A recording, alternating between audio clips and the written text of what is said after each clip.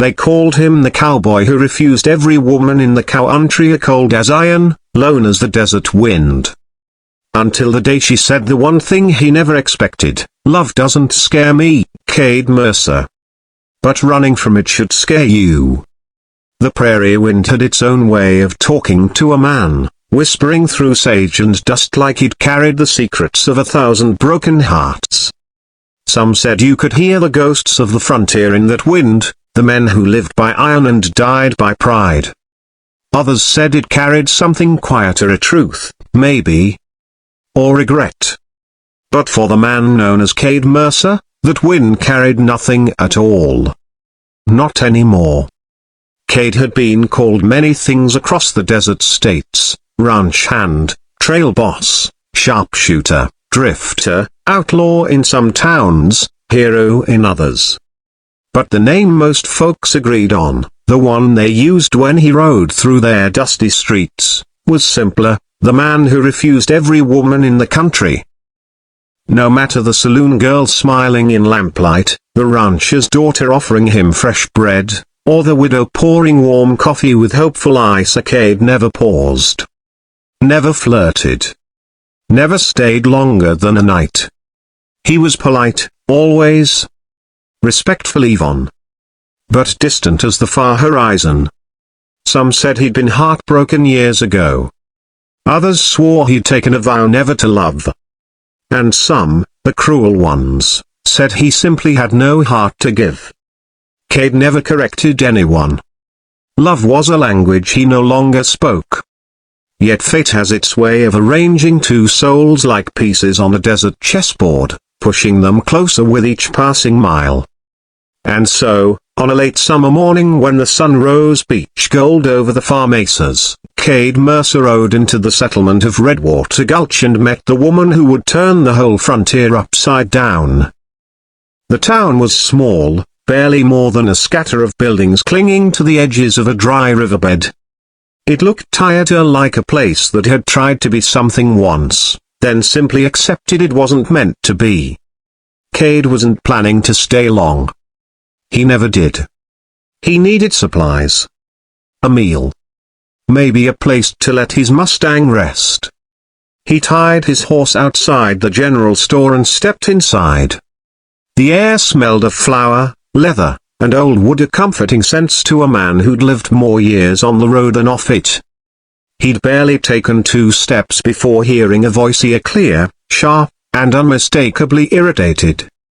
"I told you, Mr. Harland, I ain't selling that land, so you can take your offer and shove it where the sun don't ever touch." Cade turned. And there she was. She wasn't like the women in most stories. No soft curls pinned with ribbons, no shy eyes batting under long lashes. This woman had fire in her eyes, a wild, untamed fire.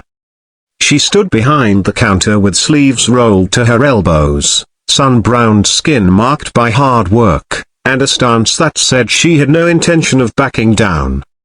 Her dark hair was braided loosely down her back, and a thin scar curved just beneath her jaw, like life had tried to break her once and failed. The man she was speaking to, a thick-necked rancher with small eyes, looked flustered. "Now see here, miss," he muttered. "You ain't gonna get a better price." "I ain't looking for a price," she snapped. "I'm looking for you to leave." Her eyes flicked past him and locked with Cade's. For a strange moment he felt caught and not trapped, just a broken bar. Noticed.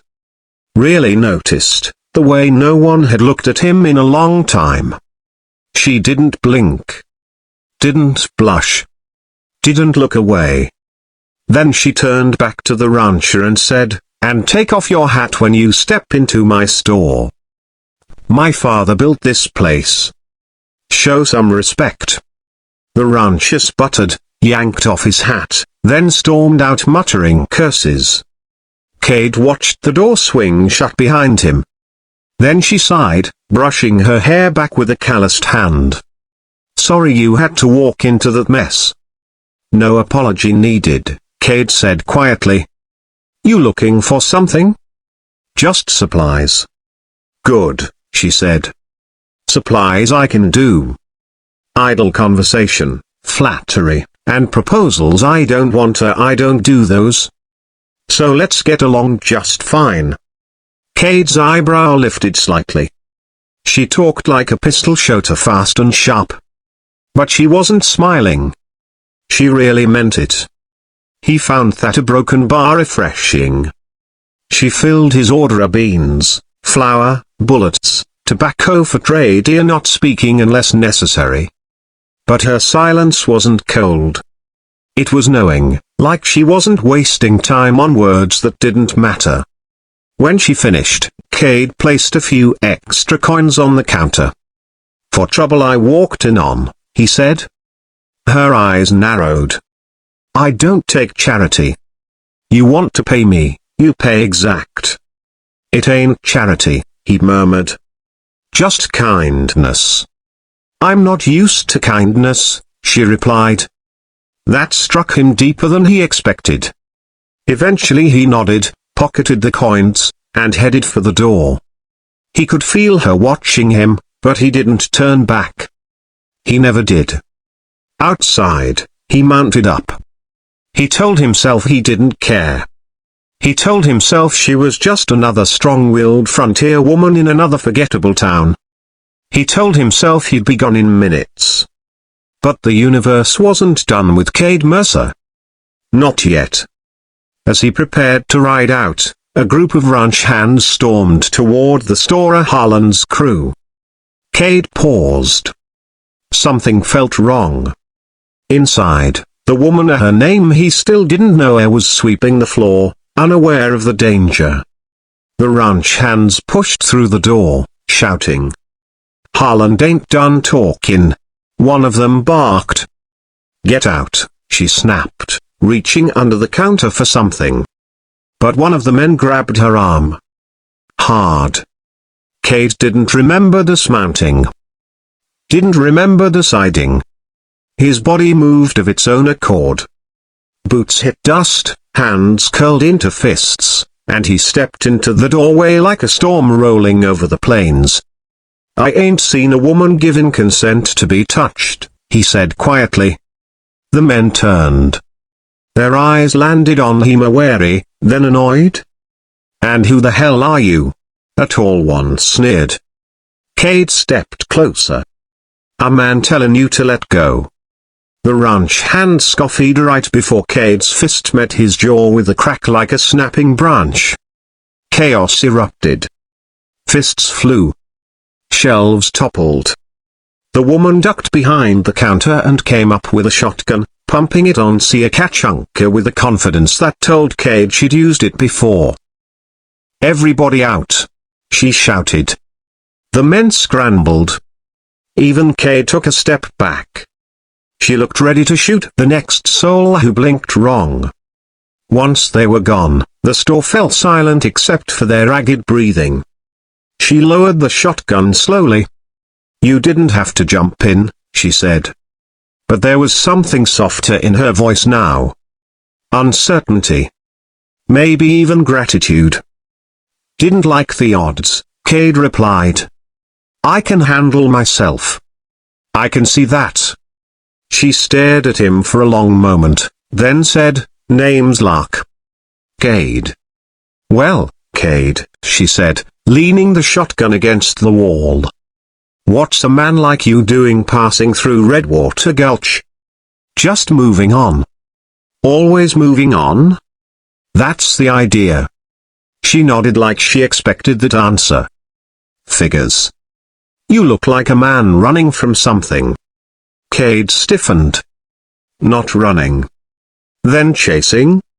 He didn't answer. For the first time, she smiled. A real one. Tired at the edges, but beautiful.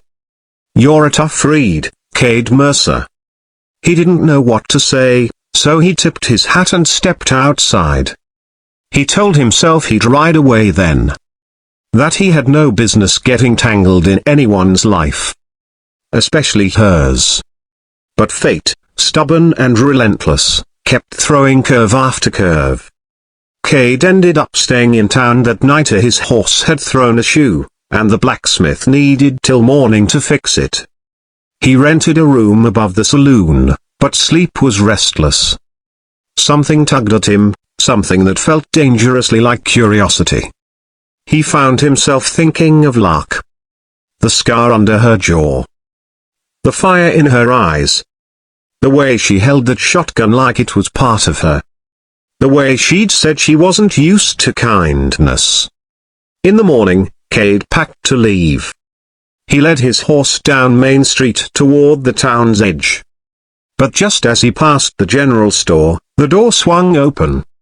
Lark stepped out carrying 2 crates away too heavy for her alone. Before he could think, Cade set down his reins and reached for the boxes. "I didn't ask for help," she muttered. "You also didn't stop me." She hesitated, then let him take them. He followed her around the back to a storage shed. "You leaving?" she asked as he set the crates down. "Was planning to." Planning and doing ain't always the same. He paused. "You need something, Lark?" "No," she said quickly. Too quickly. Then she sighed. "Maybe." Cade waited. "My father died last winter," she admitted. "Left me the store, the land, the debts. Harlan wants to buy me out. Says he'll drive me out if I don't sell." "You want to hold your ground?" "It's my home," she said fiercely. "Last thing he'll take from me." Cade nodded slowly. "You're strong. You'll manage."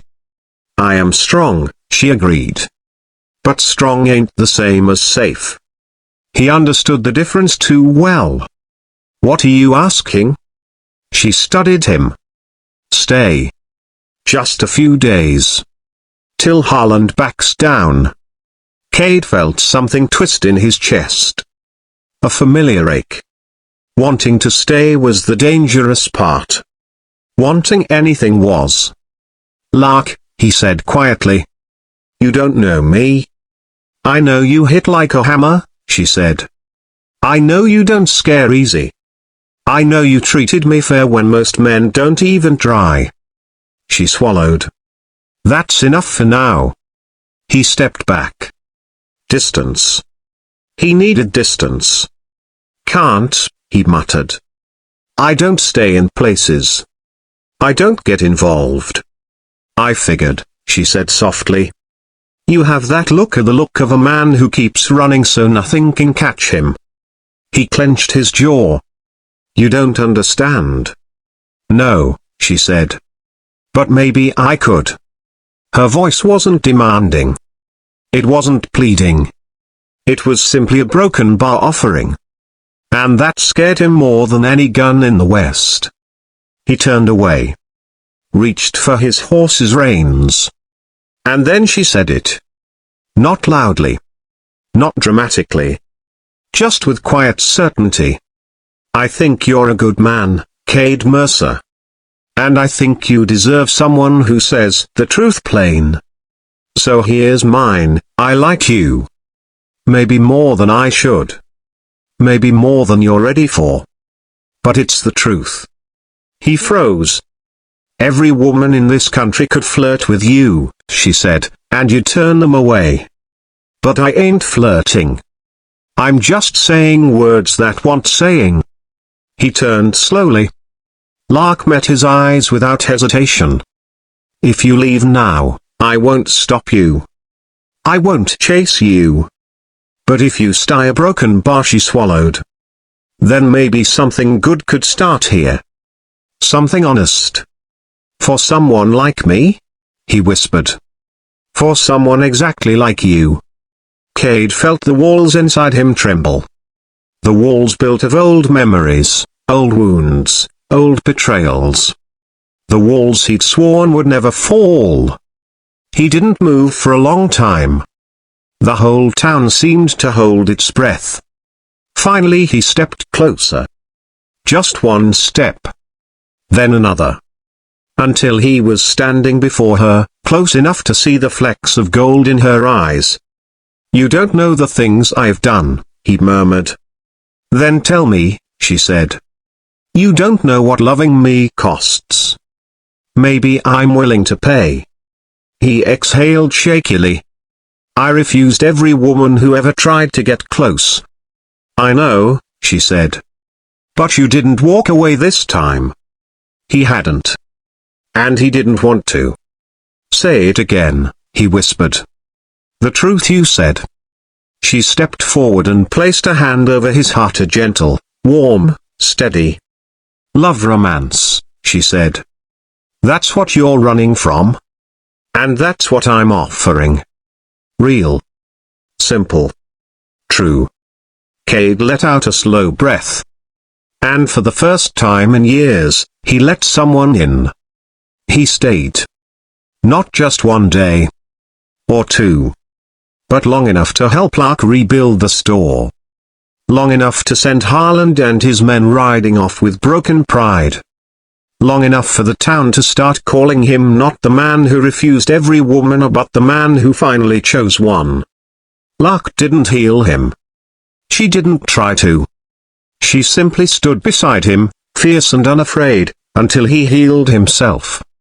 Weeks passed. Then months. And one evening, as the sun dipped low and the wind softened over the prairie, Cade wrapped an arm around Lark's waist and pulled her close. You changed me, he murmured. No, she whispered back. I just saw you. The real you. He kissed her forehead. I ain't running anymore. Good, she said with a smile. I wasn't fixing to chase you anyway. He laughed, a sound he hadn't made in years, and held her tighter. The cowboy who had refused every woman in the country had finally found the one woman who didn't want his legend or his strength or his past. She just wanted him. And for the first time in his life, that was enough.